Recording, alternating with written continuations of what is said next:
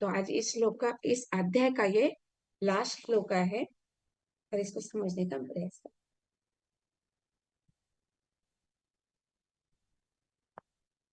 बहुत सुंदर तात्पर्य दिया है प्रभुपाद जी ने। खास करके यहाँ पे बताया जा रहा है, अनुवाद में लिखा जा रहा है कि अपनी वृद्धावस्था और आत्म कल्याण पर विचार करके। मतलब यहाँ पे दो बातें बताई जा रही है कि हमें ये देखना है कि हमारे शरीर की अभी कौन सी अवस्था चल रही है। दैट मीन्स हमारा जो शरीर है, हम सब देखते हैं कि ये शरीर है, नित्य परिवर्तन होता रहता है इसमें। इसको हम शास्त्रीय भाषा में कहा जाए तो प्रलय कहा जाता है। हाँ? तो ये अवस्था जो है, बाल्यपन से तरुण अवस्था, प्रौढ़ अवस्था, उसके बाद वृद्धावस्था और अंतिम अवस्था हम सब जानते हैं मृत्यु है। तो ये जो अवस्थाएं बताई जाती है, तो इसको नित्य प्रलय कहा जाता है। और इस प्रलय को हमें समझना है और इसको ही क्या कहा जाता है, आत्म कल्याण। मतलब ये शरीर के साथ जो हमारी आत्मा स्थित है, उसका कल्याण कैसे कर सकते हैं इस शरीर के द्वारा। क्योंकि आत्मा को शरीर है, तभी ही वो अपने शरीर के विषय में सोच सकता है, उसका कल्याण, उसका हित, उसका क्या शुभ हो सकता है। ये जब तक आत्मा शरीर में है तभी ही सोचा जा सकता है। एक बार आत्मा शरीर को छोड़ के गया तो कुछ, उसको आत्मा को तो नया शरीर प्राप्त हो जाता है, लेकिन इस शरीर का हम वहां पे हमें सोचना है कि ये शरीर कहा जाता है एक नौका के समान, एक यंत्र के समान कहा गया है।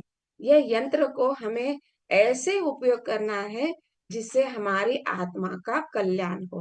और हम सब सीख रहे हैं कि कैसे हमारा आत्मा का कल्याण हो सकता है।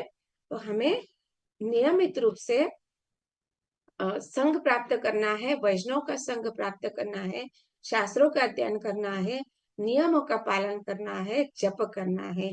इस प्रकार से हम अपने आत्मा का कल्याण कर सकते हैं। और इसके लिए श्रील प्रभुपाद बता रहे हैं ना, लास्ट पैराग्राफ में क्या बताया जाता है कि सभी आयु के लोग कृष्ण भावनामृत आंदोलन की शरण ग्रहण करें।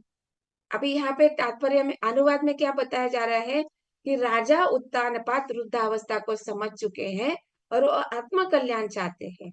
और तात्पर्य में श्रील प्रभुपाद क्या बता रहे हैं कि सभी आयु के व्यक्तियों को कृष्ण भावनामृत का आंदोलन की शरण ग्रहण करनी चाहिए।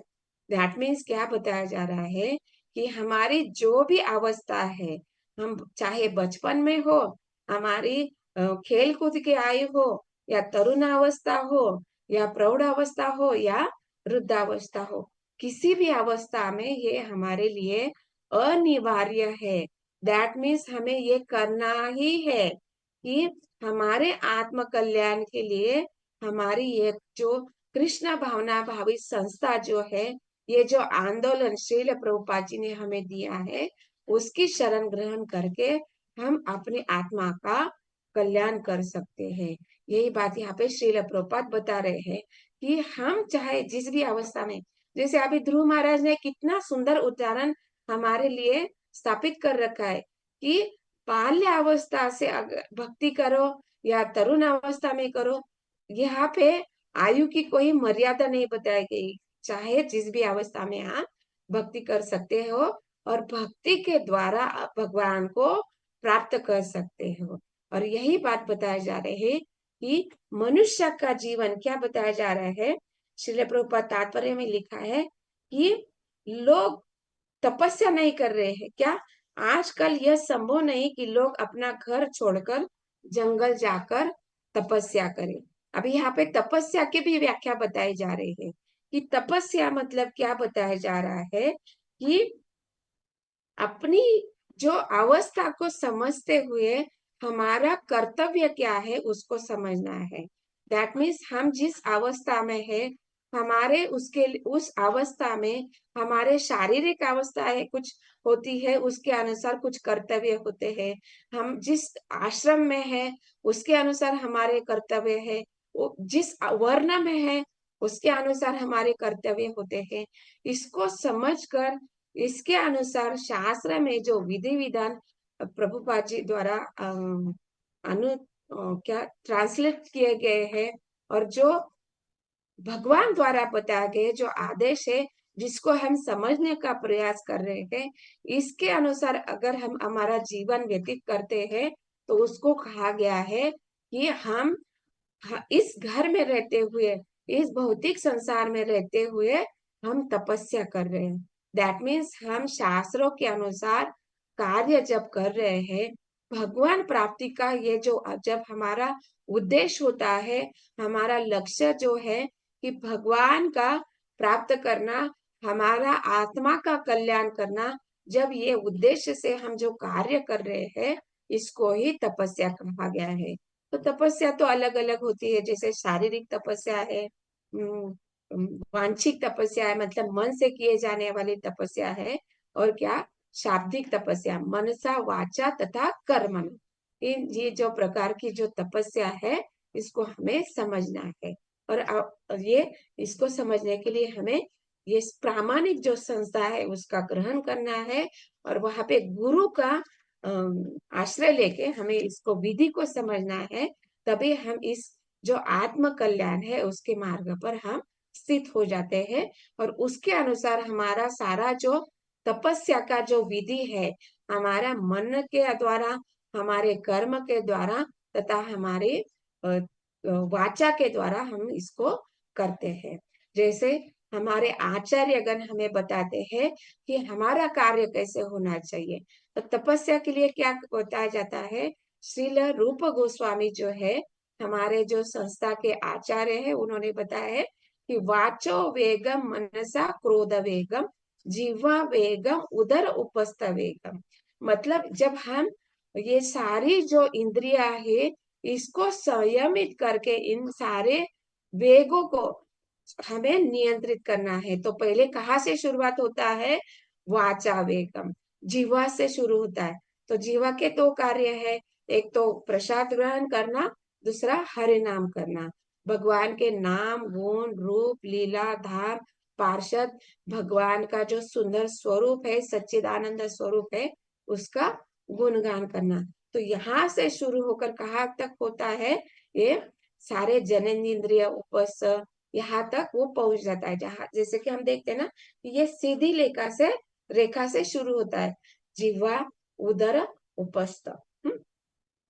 तो जब जीवा नियंत्रित हो जाती है, जब हम कृष्ण प्रसाद खाते हैं, तो मतलब क्या बताया जा रहा है कि केवल कृष्ण प्रसाद ही ग्रहण करना है।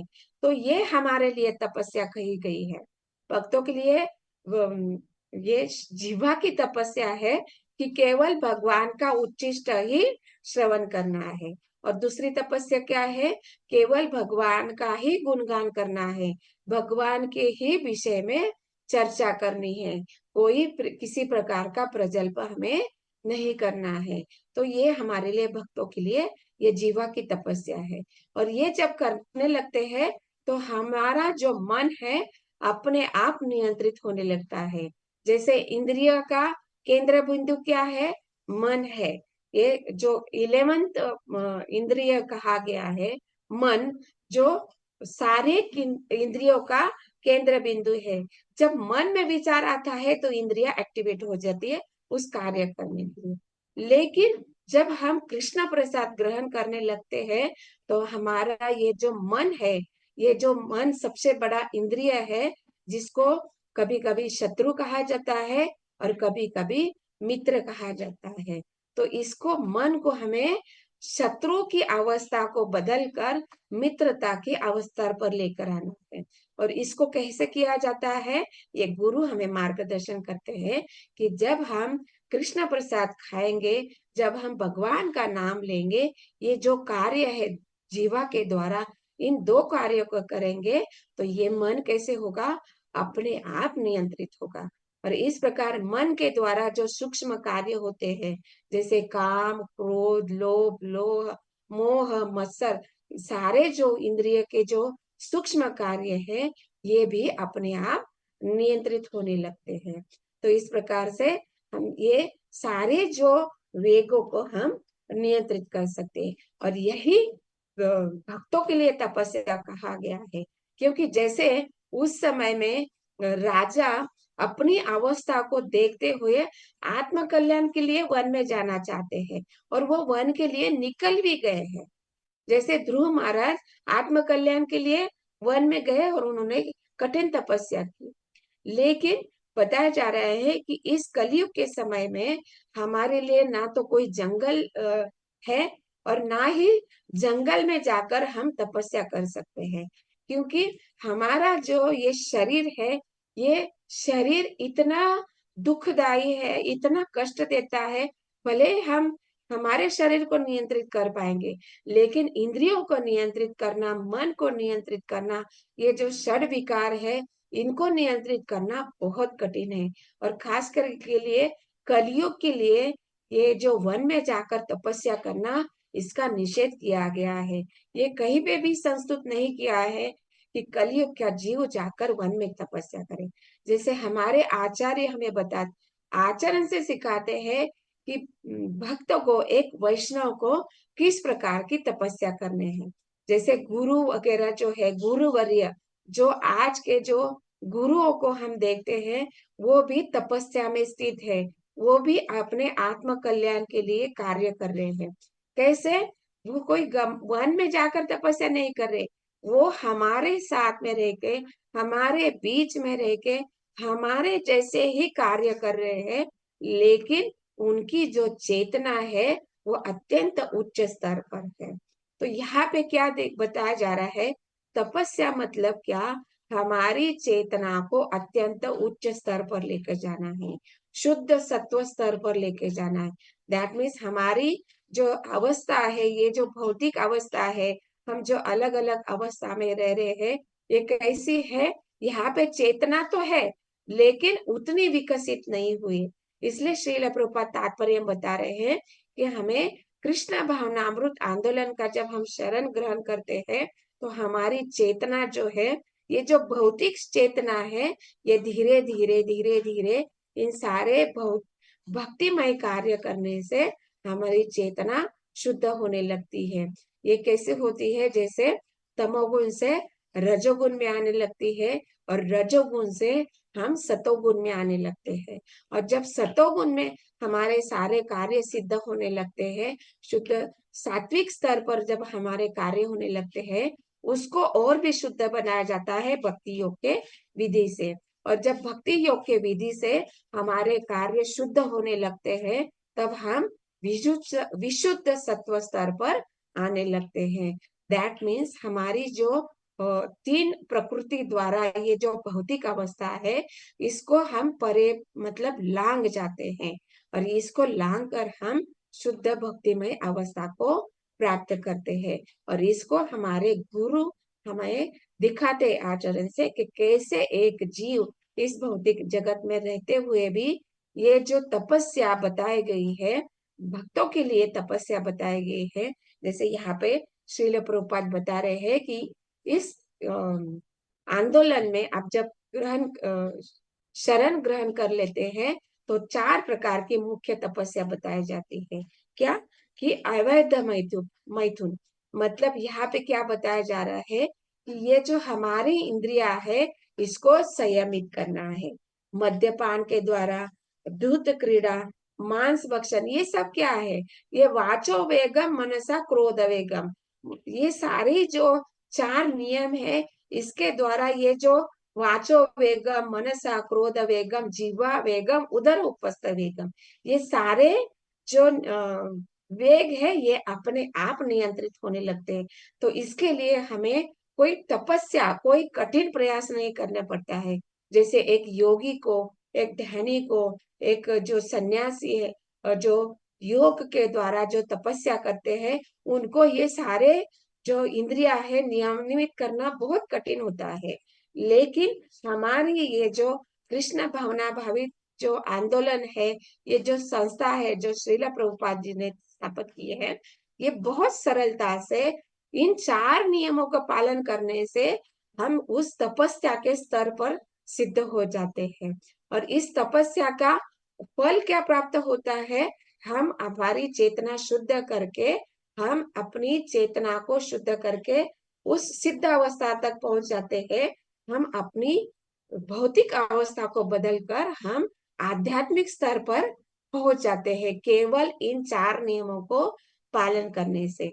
और इसके लिए और क्या इसके लिए हम क्या मतलब, जैसे हम पेड़ पौधे लगाते हैं तो उसको अच्छे फल फूल आने के लिए हम खाद डालते हैं, पानी तो देते हैं, लेकिन उसके लिए हम खाद डालते हैं, राइट।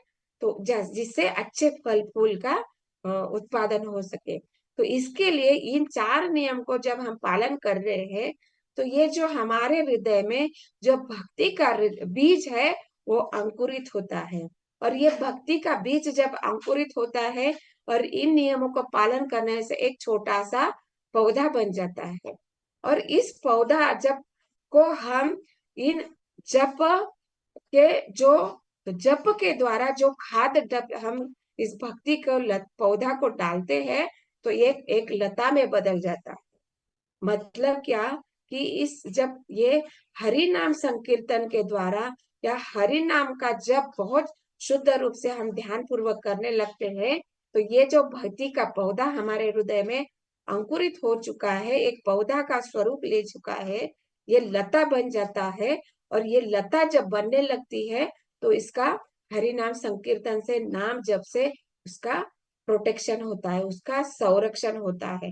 दैट मीन्स क्या कि ये जो वेग है, मन के वेग, वाचा के वेग या इंद्रियों के जो वेग है, ये किसी भी प्रकार से उस लता को, उस भक्ति को बाधित नहीं करते हैं।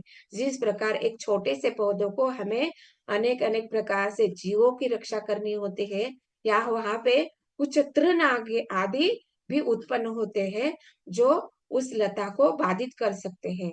तो इसी प्रकार जब ये इंद्रिया नियमित हो जाती है, तो ये भक्ति जो लता है बहुत सुंदर रूप से बढ़ने लगती है।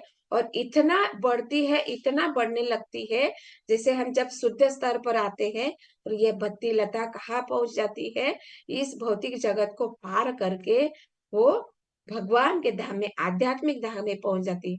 और ये कब तक बढ़ते जाती है, जब तक भगवान के चरण कमलों का आश्रय ग्रहण नहीं कर लेती है, तब तक ये लता बढ़ती रहती है। तो इसके लिए ये लता जो है भौतिक जगत को पार करके आध्यात्मिक जगत का पहुंचनी चाहिए। इसके लिए हमें ये जो तपस्या है, 4 नियमों का पालन तथा हरि नाम संकीर्तन, इसको अत्यंत दृढ़ता से पालन करना चाहिए।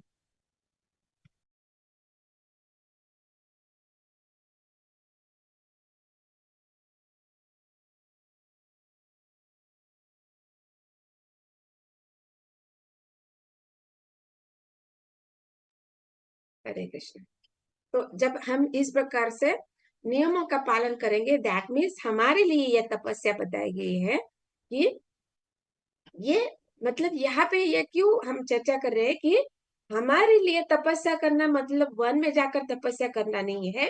इस भौतिक जगत में, इस भौतिक शरीर के साथ में, इस भौतिक जीवन का कार्य करते हुए हमें अपने आप को आत्मा के स्तर पर स्थित करके हमें अपने आप को इन नियमों के द्वारा शुद्ध बनाकर हम इस शरीर के साथ में ही हम आत्मा के स्तर पर, मतलब आत्म कल्याण के स्तर पर आध्यात्मिक जगत में प्रवेश करते हैं अपने कार्यों के द्वारा।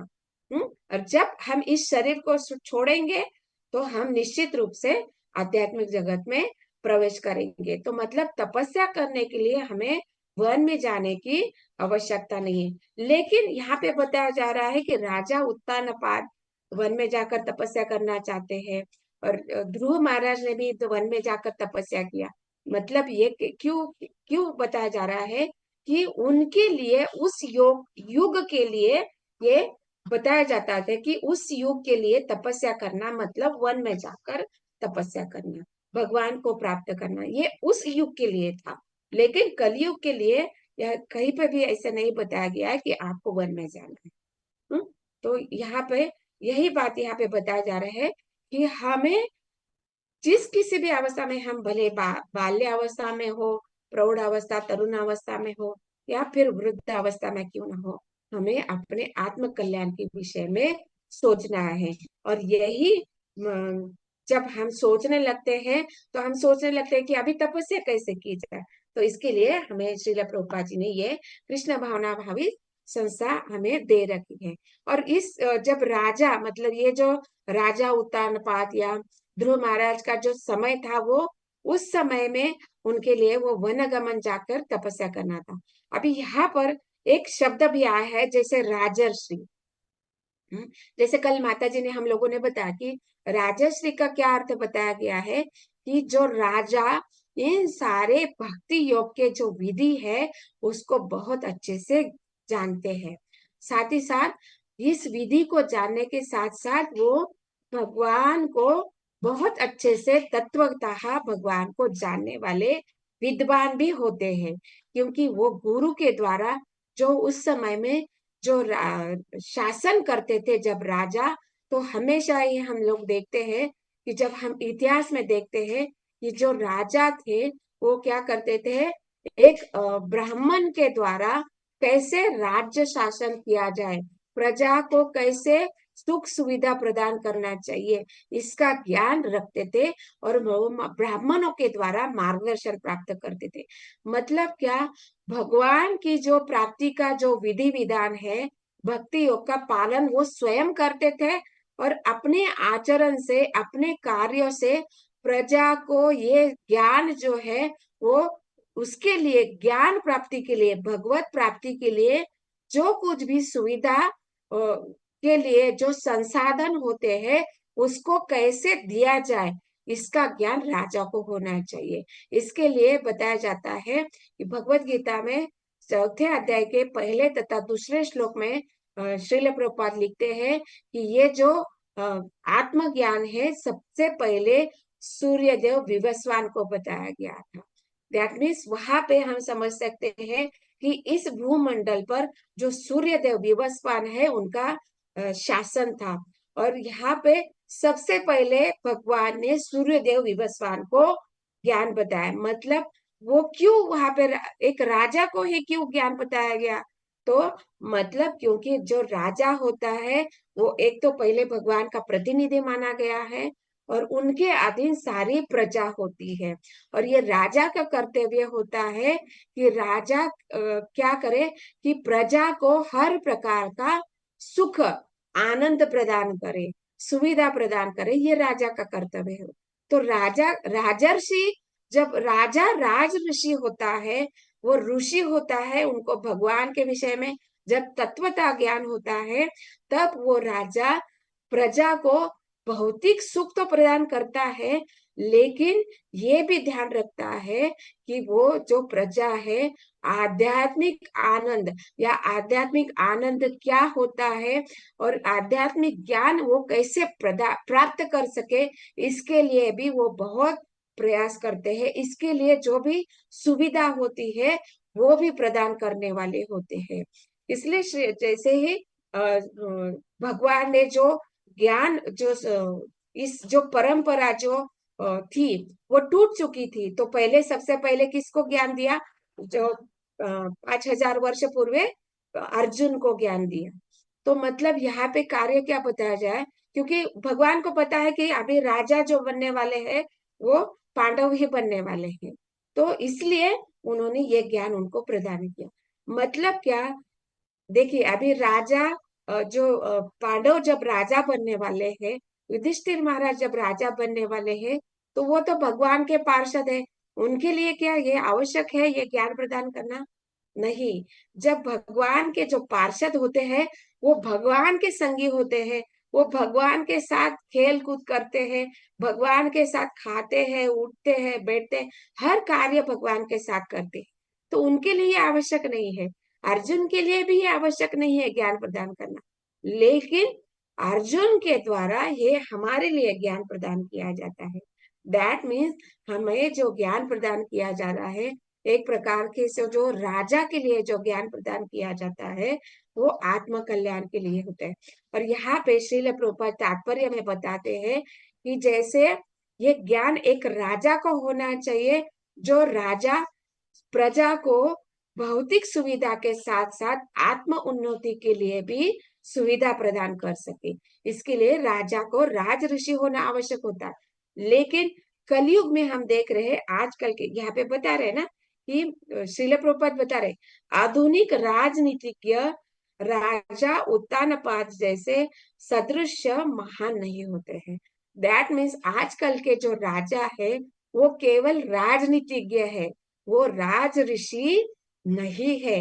वो केवल नीति जानते हैं कि कैसे मैं राज कर सकूं, कैसे मैं अपना जो पद है उसको बनाए रखूं। और यहाँ पे कितना कठोर तथा स्पष्ट रूप से श्रील प्रभुपाद बता रहे हैं कि जब तक कोई विरोधी पक्ष वाला उस जो पद पर स्थित है उसको मार नहीं डालता है, या उस व्यक्ति को मृत्यु लेकर नहीं जाता, तब तक वो अपने पद को छोड़ना नहीं चाहता है। मतलब यहाँ पे क्या बताया जाता है कि आधुनिक काल के जो राजा है वो ऋषि राज ऋषि नहीं है, क्योंकि उनको खुद के कल्याण के विषय में ज्ञान नहीं है। तो वो जब व्यक्ति जो राजा बन चुका है उसको अपने आत्म उन्नति का ज्ञान नहीं है, वो प्रजा के लिए क्या ज्ञान प्रदान करेगा। तो इसलिए यहाँ पे बताया जाता है कि वो इतने आसक्त होते हैं, इतने आसक्त होते हैं।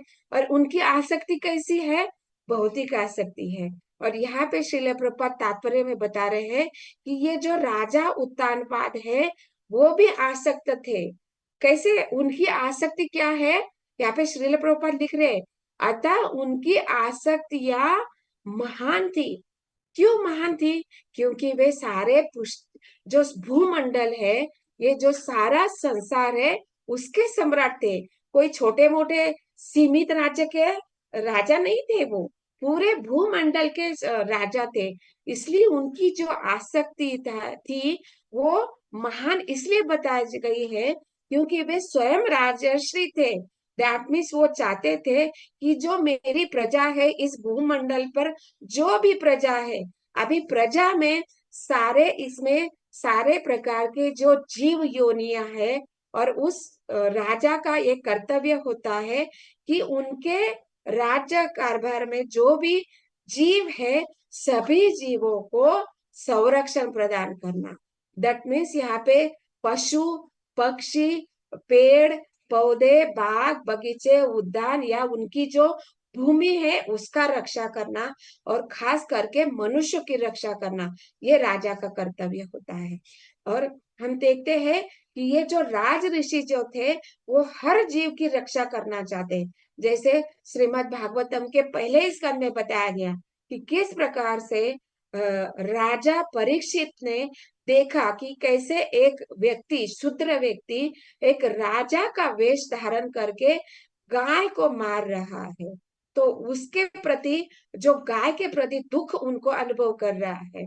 दैट मीन्स ये राजा का लक्षण है कि जो प्रजा है, मतलब जीव है, पशु है, पक्षी है, उनका संरक्षण प्रदान करना, ये राजा का कर्तव्य। लेकिन आधुनिक राजा जो है वो ना तो राज ऋषि है, वो केवल राजनीतिज्ञ है, और अपने पद, जो छोटा सा पद है उसको ही बनाए रखना चाहता है, उसको ही। और कितनी हद तक बनाए रखना चाहता है, या तो जब तक विरोधी पक्षी मार डालता नहीं है, या तब जब तक मृत्यु उसको लेकर नहीं जाता है।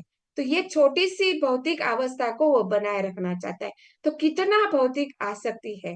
और जब एक राज ऋषि है तो उसकी आसक्तियां भी महान होती है, क्योंकि वो जानता है कि किस प्रकार से ये प्रजा का संरक्षण करना चाहिए, किस प्रकार से हम प्रजा को आत्म उन्नति के लिए हम संस्थिति, उनको संसाधन प्रदान करना, ये उनका चिंतन होता है, ये उनका कार्य होता है। इस प्रकार बताया जाता है कि राजा जो महर्षि है, जो राज ऋषि उद्यानपाद है, वो भी उनकी जो आसक्तियां है महान बताए जाते। लेकिन हम इस जगत में देखते हैं कि आसक्ति कभी भी महान नहीं हो सकती। मतलब जब तक हम इस भौतिक जगत में अपने शरीर, मैं तथा मेरे के प्रति जब तक आसक्त है, वो कभी भी महान नहीं होती है। लेकिन जैसे ही हम कृष्ण भावनामृत आंदोलन की शरण ग्रहण करते हैं, एक शुद्ध वैष्णव की मार्गदर्शन प्राप्त करते हैं, तो हमारी जो आसक्ति है उसका रूपांतरण होने लगता है। इस अभी ये रूपांतरण इतना सूक्ष्म स्तर पर होता है कि हम खुद भी स्वयं समझ नहीं पाते हैं। जैसे हम देखते हैं कुछ साल पहले, जैसे हम अभी 7-8 साल पहले हम जब कृष्ण भावनामृत संस्था में जुड़े नहीं थे, तब तक हमारे कार्य भी यही थे। हम यही कार्य खाते थे, हम यही कार्य करते थे, हम जॉब भी हम लोगों का यही था। हम लोगों ने कृष्ण भावनामृत आंदोलन स्वीकार किया तो हम लोगों ने हमारा जॉब भी नहीं छोड़ा था। तो दैट मीन्स हमारे जो कार्य थे वो वैसे ही थे, लेकिन हम देख रहे हैं कि धीरे धीरे ये, जैसे हम लोगों ने गुरु का शरण ग्रहण किया, इन 4 नियमों का पालन करना शुरू किया, जप को हम लोगों ने बहुत ध्यान पूर्वक अच्छे से करने का शुरुआत किया, तो ये इतना सूक्ष्म धीरे धीरे परिवर्तन हो चुका है।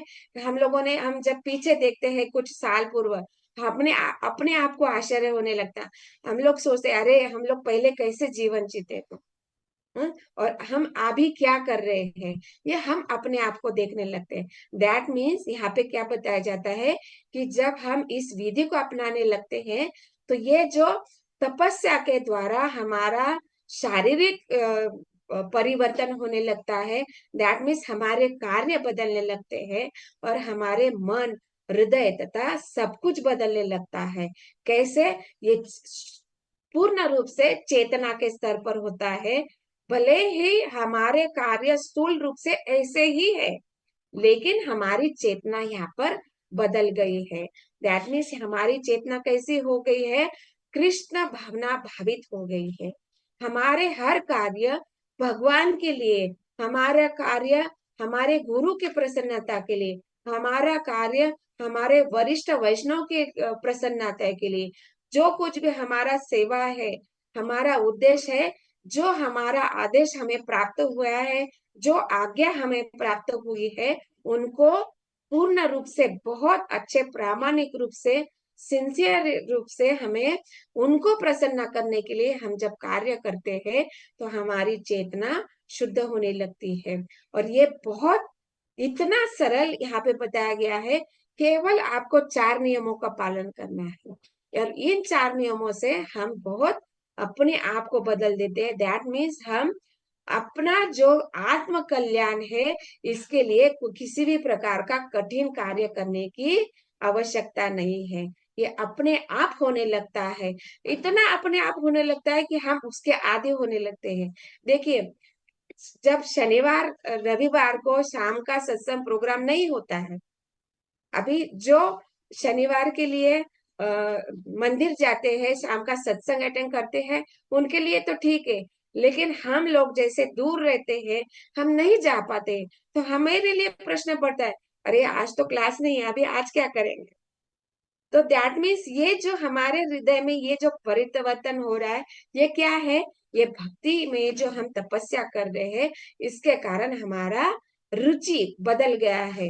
ये हम आध्यात्मिक कार्य में रुचि लेने लगे हैं, और यही बात यहाँ पे तपस्या बताए जा रहे हैं। और ये तपस्या जो उत्तान पाद कर रहे हैं, ये आचरण से दिखा रहे हैं कि हमारी जो कुछ भी अवस्था है, हमें केवल यही ध्यान रखना है कि हमारा आत्म कल्याण किस में है, और हमें जो सांसारिक कार्य है उसके प्रति केवल कर्तव्य के रूप में करना है, उसके प्रति हमें आसक्तियां नहीं रखनी है।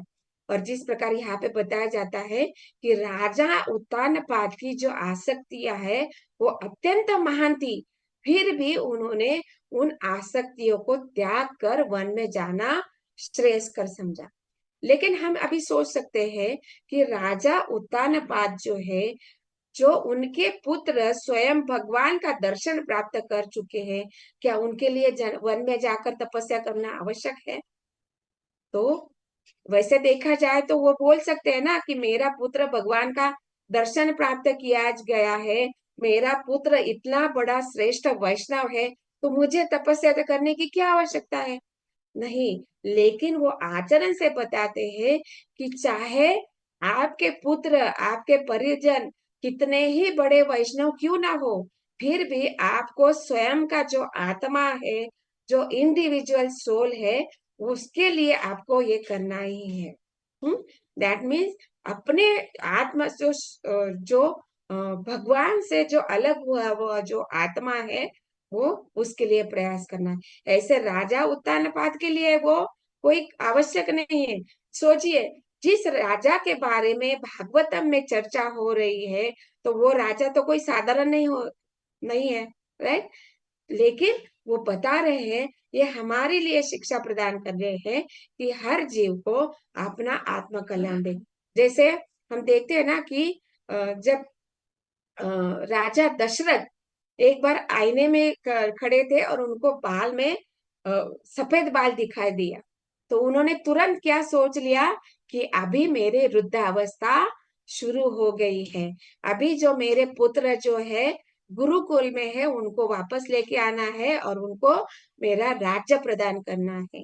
अभी देखिए, जिनके पुत्र स्वयं भगवान रामचंद्र है, क्या उनके लिए ये आवश्यक है कि वो विरक्त हो जाए?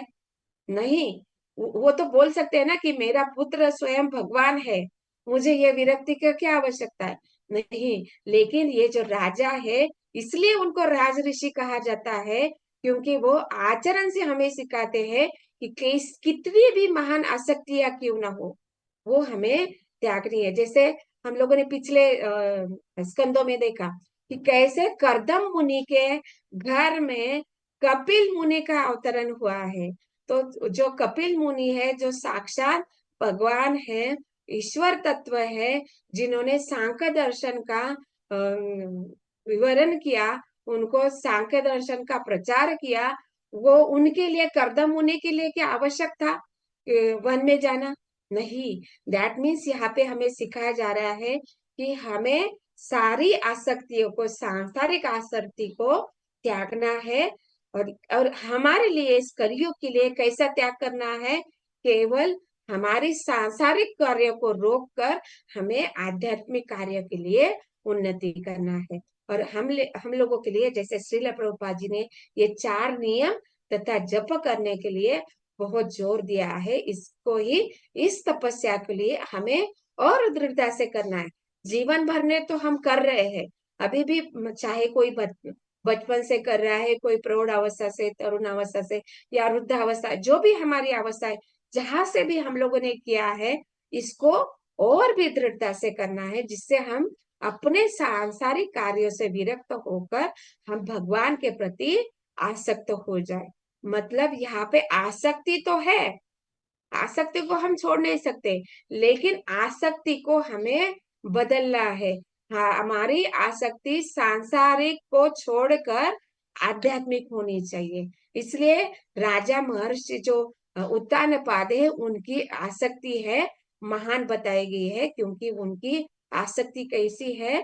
आत्म कल्याण के लिए। उसी प्रकार हमें अपनी आसक्ति को बदलना है, शारीरिक आसक्ति न होकर भगवान के प्रति, उनके वैष्णव भक्तों के प्रति, शुद्ध वैष्णव के प्रति, गुरु के प्रति, वरिष्ठ वैष्णव के प्रति जो भी हमारी सेवा है, हमारे जो कर्तव्य है, एक वैष्णव के रूप में हमारे जो कर्तव्य है, उसके प्रति हमें और भी आसक्त होना है।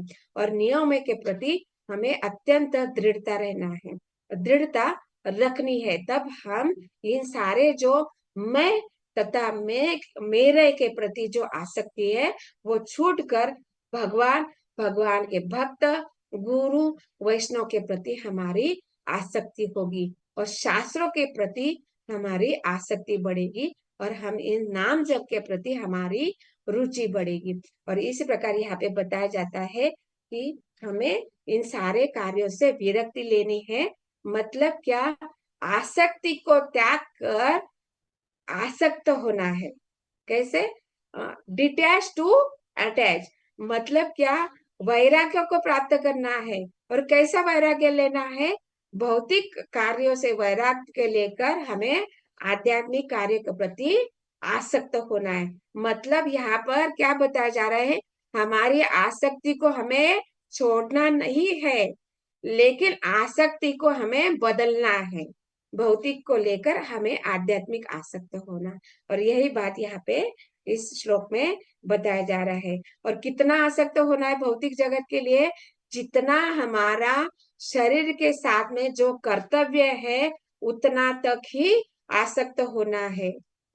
मतलब एक स्त्री है तो स्त्री का अलग अलग कर्म है, स्त्री का घर के प्रति आसक्ति होती, कर्तव्य होता है, एक माता के रूप में कर्तव्य होता है, एक सास के रूप में कर्तव्य होता है, एक पत्नी के रूप में कर्तव्य होता है, एक समाज में भी एक प्रतिनिधि के रूप में कर्तव्य होता है। इन कर्तव्य को करते हुए हमें आसक्त नहीं रहना है, केवल कर्तव्य के रूप में करना है। हाँ, मैं एक प्रतिनिधि हूँ तो मेरा कर्तव्य है, लेकिन हृदय में आसक्ति कैसी होनी चाहिए? केवल भगवान की प्रसन्नता के लिए। इसको ही हम डिटैच टू अटैच कहेंगे। मतलब भौतिक जगत से डिटैच होना है और भगवान के प्रति आसक्त होना है। दैट मीन्स हमें आसक्ति को छोड़ना नहीं है, आसक्ति को केवल बदलना है। और यही बात, और कितनी आसक्ति रखनी है हमें? ऐसे नहीं कि मृत्यु आए और खींच के लेके जाए, नहीं। जैसे शास्त्र हमें बताते हैं कि भक्तों के लिए मृत्यु भगवान स्वरूप है। मतलब क्या? जब एक भक्त की मृत्यु होती है, वो जब शरीर को छोड़ता है तो वो सीधे भगवान को प्राप्त करता है। और जो जीव भौतिक जगत में आसक्त रहता है, उस वो आत्म कल्याण के लिए कोई विचार नहीं करता है, उनके लिए भगवान मृत्यु के रूप में आता है। दैट मीन्स उनके लिए वो, उनको न चाहते हुए भी इस शरीर को छोड़ना पड़ता है। इसलिए भौतिक जगत के लिए आसक्त जीवों के लिए भगवान मृत्यु के रूप में आते हैं, लेकिन भक्तों के लिए मृत्यु साक्षात भगवान के रूप में आते हैं। मतलब सीधे वो भगवान को प्राप्त कर लेते हैं। तो हमें डिसाइड करना है कि हमें मृत्यु के समय काल के रूप में भगवान को देखना है, या मृत्यु के समय मृत्यु को भगवान के रूप में देखना है। ये हमें सोचना है। इसलिए हमें अटैच टू डिटैच होना है, डिटैच टू अटैच होना है। इस भौतिक जगत से डिटैच होकर भगवान के प्रति आसक्त होना है।